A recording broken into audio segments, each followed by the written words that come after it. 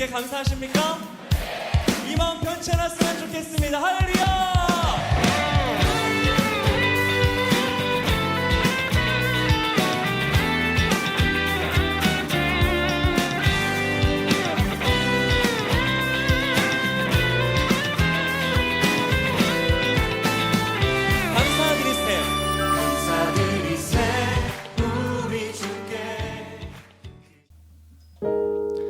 반갑습니다. 오늘 같이 할 찬양은 토기장이라는 찬양인데요, 하나님께서 우리를 만드신 모습을 토기장이를 비유해서 만든 찬양이에요. 우리 가사를 잘 묵상하면서 찬양해 보도록 하겠습니다. 토기장이 찬양하겠습니다.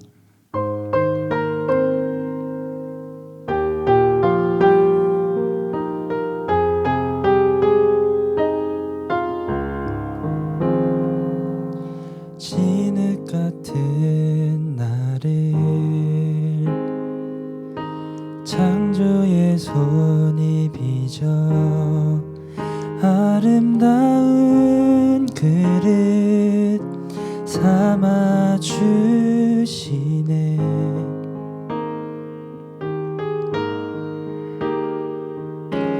부드러운 손길 실수 없는 솜씨 하나님 두 손에 내 삶 드리리.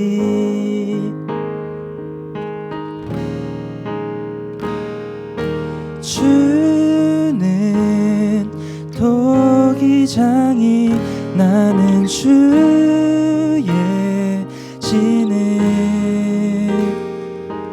나를 빚으소서 주 뜻대로.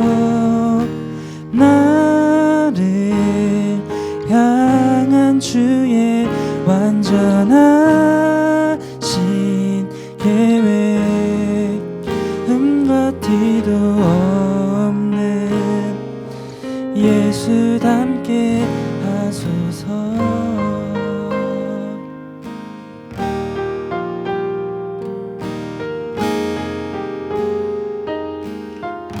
사랑으로 다듬고 사랑으로 다듬고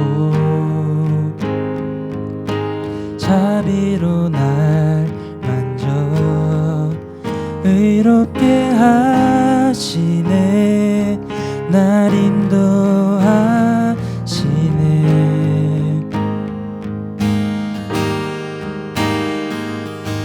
내 안에 시작하신 주의 선한 일들 그가 이루시리. 온전케 하시리.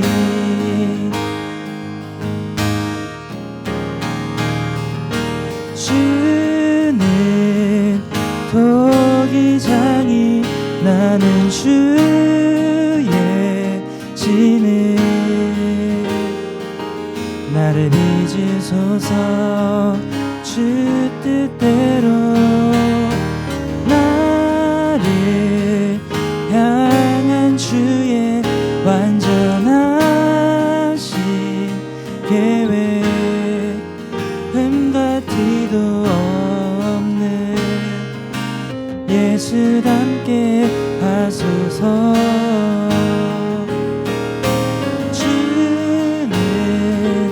토기장이 나는 주의 진흙. 나를 빚으소서 주 뜻대로. 나를 향한 주의 완전하신 계획 흠과 티도 없는 예수 닮게 하소서.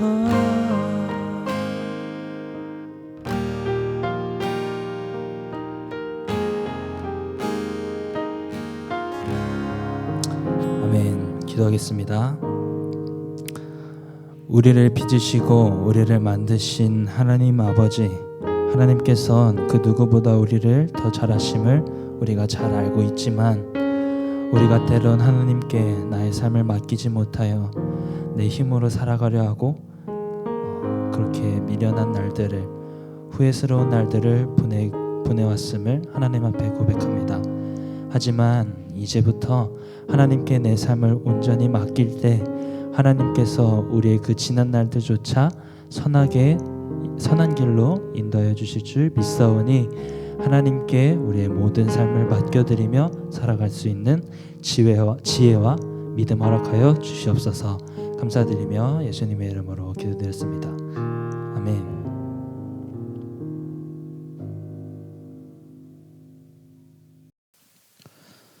다시 말씀 보겠습니다. 오늘 주신 하나님의 말씀은 사도행전 2장 42절부터 47절까지 말씀입니다. 사도행전 2장 42절부터 47절까지 아래 자막을 보시면서 전사님이 대표해서 읽겠습니다. 그들이 사도의 가르침을 받아 서로 교제하고 떡을 떼며 오로지 기도하기를 힘쓰니라. 사람마다 두려워하는데 사도들로 말미암아 기사와 표적이 많이 나타나니 믿는 사람이 다 함께 있어 모든 물건을 서로 통용하고 또 재산과 소유를 팔아 각 사람의 필요를 따라 나눠주며 날마다 마음을 같이하여 성전에 모이기를 힘쓰고 집에서 떡을 떼며 기쁨과 순전한 마음으로 음식을 먹고 하나님을 찬미하며 또 온 백성에게 칭송을 받으니 주께서 구원받는 사람을 날마다 더하게 하시니라. 아멘. 사랑하는 분예라 생모 친구들 모두에게 하나님의 크신 은혜와 은총이 언제나 함께하기를 주님의 이름으로 축복합니다. 오늘 말씀의 제목은 내가 세울 교회 모습입니다. 오늘 말씀을 듣기 전에 한 가지를 좀 생각하면서 말씀을 들어야 되는데요. 바로 좀 신학적인 용어가 필요한데 바로 교회론, 이거에 대한 말씀이에요. 네, 교회론이라는 게 어려운 것은 아니고 교회가 바로 건물이 아니라 우리 믿는 하나님의 사람들의 모임, 이것을 교회다 이렇게 생각하면서 설교 말씀을 듣기를 바랍니다. 여러분, 성경에 기록된 것 중에 성경 시절에 처음 기록된 교회를 통틀어서 무엇이라고 말하는지 아나요? 그래서 바로 초대교회라고 합니다. 오늘 본문을 보면 이 초대교회는 크게 드러난 몇 가지의 특징이 있는데 오늘날 우리의 교회들도 이 초대교회를 본받아서 세상에서 크게 드러날 수 있는 이런 특징이 있는 교회가 되어야만 합니다. 예루살렘에서는 성령의 충만함을 받은 제자들이 이제 막 길거리로 쏟아져 나가서 복음을 전하기를 시작했어요. 지난 시간에 말씀드렸다시피 베드로는 3,000명 앞에 나가서 말씀을 전했고 3,000명은 마음의 찔림을 받아 그 앞에서 회개했고 세례를 받아 예수님을 믿는 자들이 되기 시작했죠. 그 밖에도 예루살렘에서는 이 사도들, 그러니까 예수님의 제자들이 사도가 되었는데 이 사도들을 통해서 기적과 표적이 많이 나타나기를 시작했어요. 그러자 이제 사람들에게 하나님을 두려워하는 마음이 생겼어요. 그리고 예수님을 믿는 사람들도 점점 숫자가 많아졌죠. 그렇게 예루살렘에 예수님을 믿는 사람들이 많아지자 이제 이 사람들이 모이기를 시작했고요. 그 모임이 어떻게 되었냐? 예루살렘 교회가 되었어요. 이 예루살렘 교회는 그래서 5가지의 특징이 두드러지게 되었는데요. 이 5가지의 특징을 살펴보며 우리도 이 특징을 갖는 교회가 다 되기를 바랍니다. 첫 번째로 예루살렘 교회는 예배하기에 힘썼어요. 사람들은 날마다 모여서 하나님을 예배했고요. 하나님께 기도했어요. 오늘 본문 46절인데요. 앞부분만 읽어보면 날마다 마음을 같이하여 성전에 모이기를 힘썼다 이렇게 말해요. 초대교회 당시에는 예수님을 믿는 것이 그렇게 자유롭지는 않았습니다. 유대인들도 예수님을 거부했잖아요. 그래서 심지어 예수님을 십자가에 못 박았잖아요. 이렇듯 예수님을 믿는 것이 이 유대 사회에서는 굉장히 어려운 일이었기 때문에 예수님을 믿으면서 모인다? 이거는 쉬운 일은 아니었죠. 그럼에도 불구하고 예수님을 향한 믿음과 또 믿음에서 파생된 그 열정이 이들로 하여금 한 자리에 모여서 예배하도록 만들었어요. 그래서 예배하는 것을 아무도 막지 못했고 계속 모임을 가져서 예배하기를 힘썼어요. 그래서 이 초대교회에서 예루살렘 교회뿐만 아니라 대표적인 예로 이 모임을 어디까지 힘썼느냐, 바로 로마의 카타콤이라는 것을 예를 들 수 있는데요.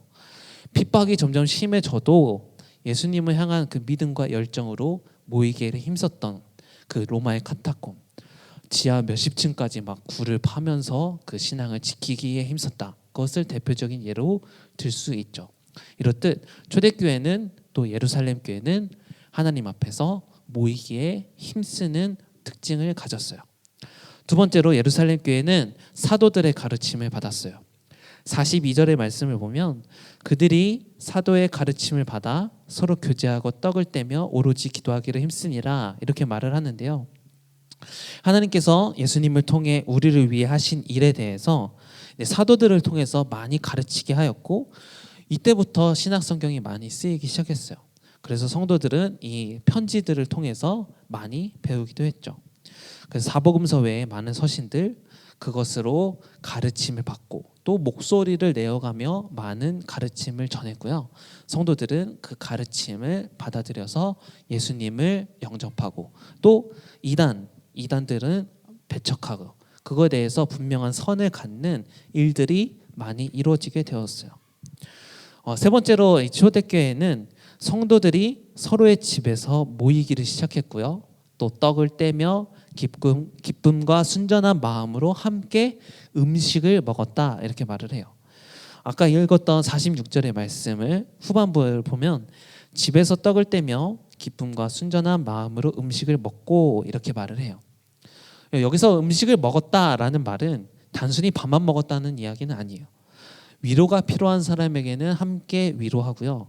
함께 기뻐할 일이 있는 자들에게는 함께 잔치를 벌이면서 기뻐하는 것.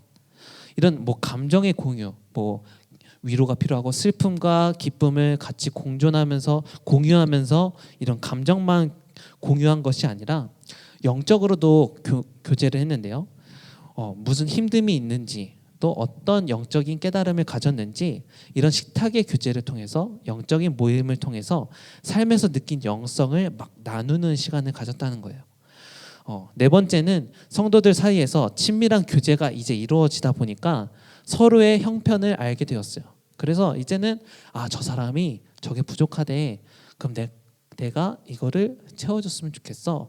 이렇게 서로의 부족한 모습들을 채워주다 보니까 서로의 물건을 막 팔고 같이 쓰기를 시작했다는 거예요. 44절, 45절의 말씀인데요. 믿는 사람이 다 함께 있어 모든 물건을 서로 통용하고 또 재산과 소유를 팔아 각 사람의 필요에 따라 나눠주며 이렇게 말해요.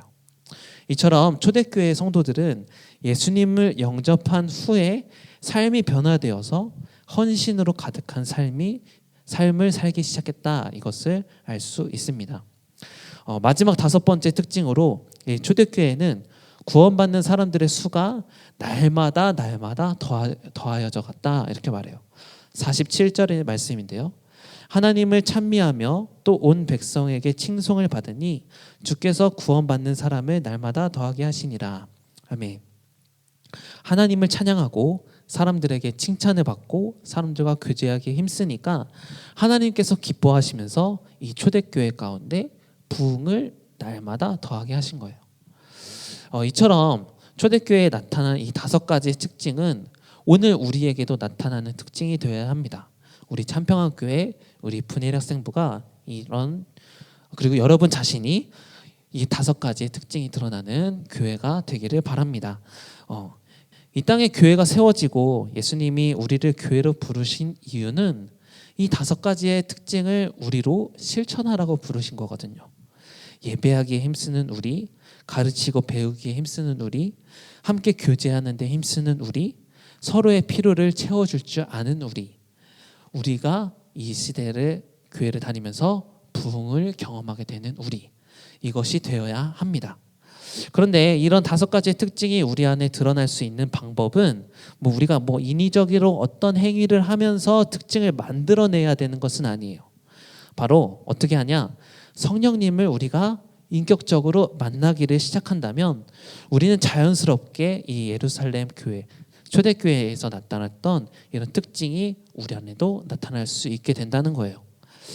성경에서 여러분 성령이라는 단어가 몇 번 등장하냐면 무려 197번이 등장해요. 근데 그중 50번이 이 사도행전에서 쓰였어요. 그런데 그중 몇 구절만 한번 읽어보면 사도행전 4장 8절에 이에 베드로가 성령이 충만하여 이르되 이렇게 얘기했고요.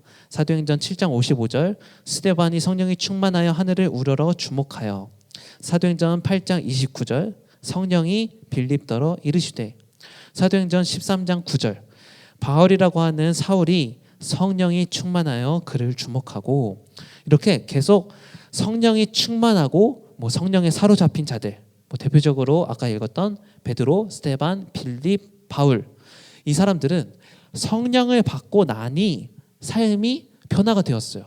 그렇다 보니 성령이 나타난 삶을 막 살아내기 시작했고요. 이런 특징을 나타내는 자들로 변화가 되었어요. 전도사님도 마찬가지예요.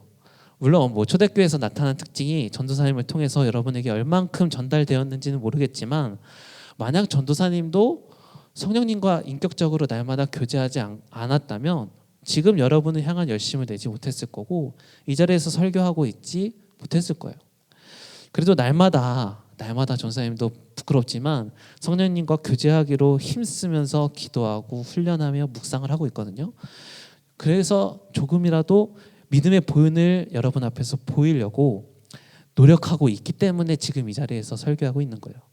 만약 전사님이 성령님과 교제가 없었다 이러면 이 설교의 자리를 하나님은 다른 사람에게로 옮기셨을지도 모른다, 이런 생각이 드니까 굉장히 좀 두렵고 더 하나님께 매달려야겠다, 이런 개인적인 도전도 많이 받기도 합니다. 사랑하는 분일 학생부 친구들, 초대교회는 핍박 가운데에서도 특징이 나타날 수 있는 교회가 될 수 있었던 이유는 하나예요. 바로 성령님이 함께 하시는 사람들이 있었기 때문이에요. 우리도 초대교회에 쓰임받았던 사도들과 같이 오늘날에도 쓰임받는 자들이 되기를 다 소망하잖아요. 그러려면 성령님을 우리가 인격적으로 만나는 체험이 먼저 있어야 합니다.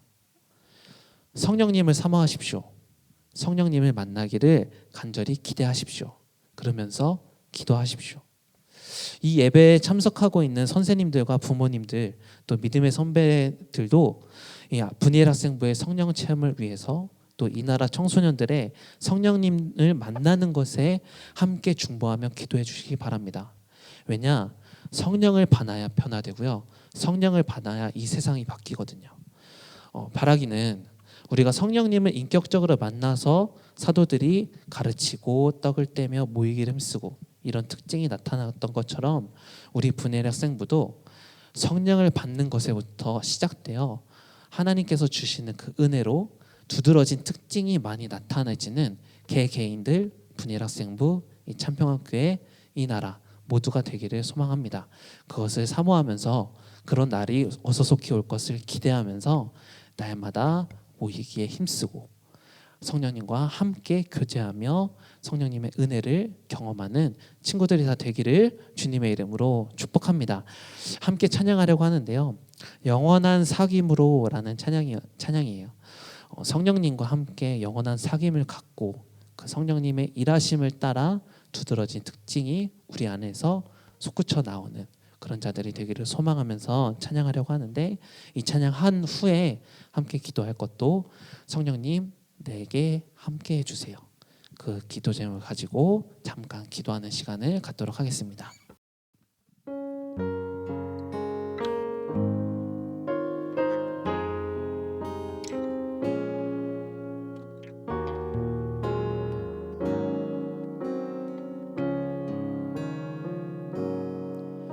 성령이여 우리를 예수께로, 예수여 우리를 아버지께로, 아버지 우리를 예수께로, 예수여 우리를 우리를 성령께로 성령이여 우리를 예수께로 예수여 우리를 아버지께로 아버지 우리를 예수께로 예수여 우리를 성령께로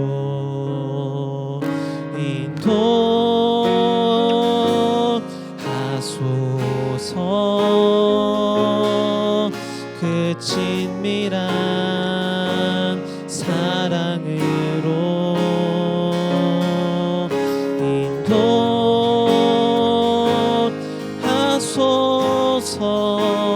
인도하소서 그 영원한 사귐으로.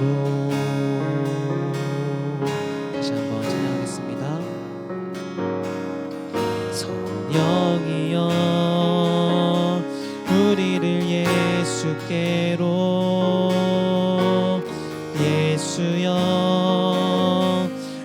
우리를 아버지께로 아버지 우리를 예수께로 예수여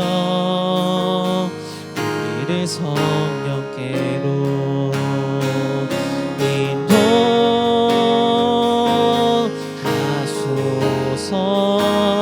인도하소서 그 친밀한 사랑으로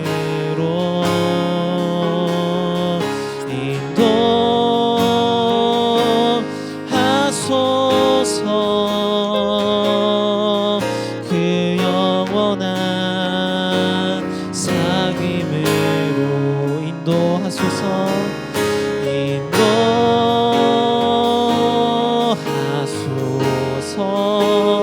인도하소서 그 친밀한 사랑으로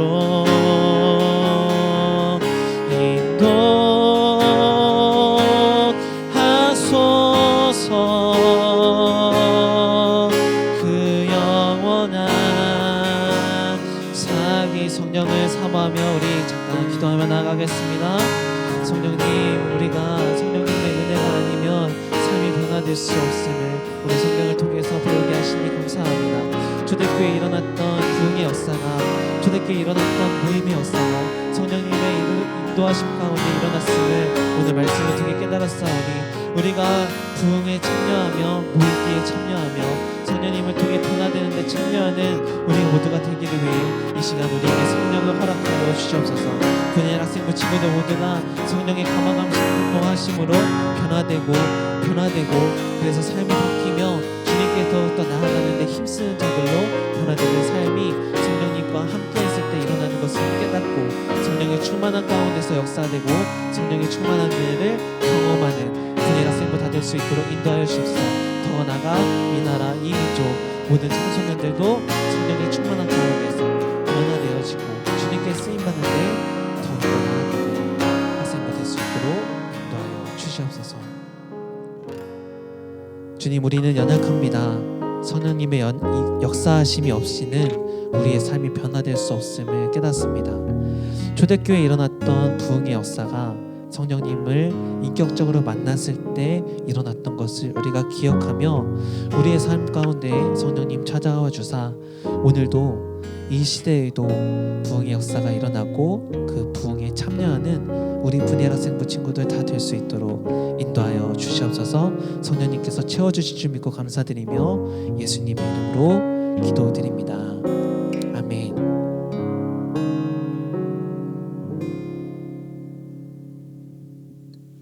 주기도문 하심으로 예배를 마칩니다. 하늘에 계신 우리 아버지, 아버지의 이름을 거룩하게 하시며 아버지의 나라가 오게 하시며 아버지의 뜻이 하늘에서와 같이 땅에서도 이루어지게 하소서. 오늘 우리에게 일용할 양식을 주시고 우리가 우리에게 잘못한 사람을 용서하여 준 것 같이 우리 죄를 용서하여 주시고 우리를 시험에 빠지지 않게 하시고 악에서 구하소서. 나라와 권능과 영광이 영원히 아버지의 것입니다. 아멘.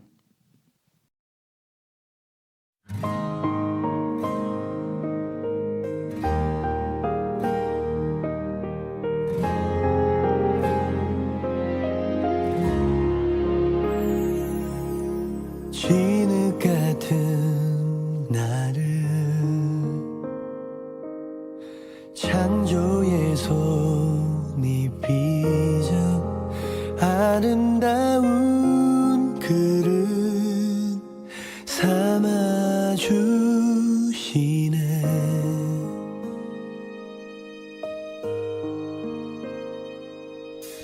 부드러운 손길 실수 없는 솜씨